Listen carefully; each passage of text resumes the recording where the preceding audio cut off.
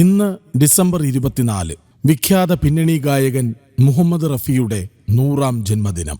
Indian ഉപഭൂഖണ്ഡത്തിലെ പ്രതിഭാശാലിയായ ഏറ്റവും മികച്ച ഗായകരിൽ ഒരാൾ.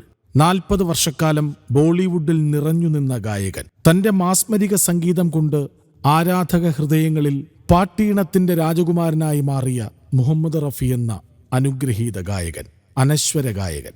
1924 പഞ്ചാബിലെ അമൃത്സറിലാണ് മുഹമ്മദ് റഫിയുടെ ജനനം. ഉറുദു, ഹിന്ദി, മറാഠി, തെലുങ്ക് തുടങ്ങി നിരവധി ഭാഷകളിൽ അദ്ദേഹം ഗാനങ്ങൾ ആലപിച്ചിട്ടുണ്ട്. വിവിധ ഭാഷകളിലായി 7400ഓളം പാട്ടുകൾ അദ്ദേഹം പാടി. പുരുഷ ശബ്ദത്തിന്റെ എല്ലാ സൗന്ദര്യവും ഒത്തുചേർന്നതായിരുന്നു മുഹമ്മദ് റഫിയുടെ പാട്ടുകൾ. ആരാധകർ റഫിയുടെ ശബ്ദത്തെ ദിവ്യശബ്ദമെന്നാണ് വിശേഷിപ്പിച്ചിരുന്നത്.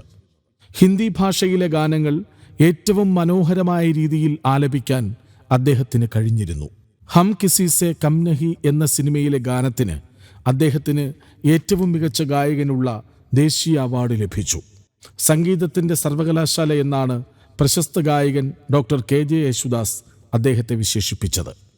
1967 രാജ്യം പത്മശ്രീ നൽകി മുഹമ്മദ് റഫിയെ ആദരിച്ചു. 1980 ജനുവരി 31 അദ്ദേഹം അന്തരിച്ചു.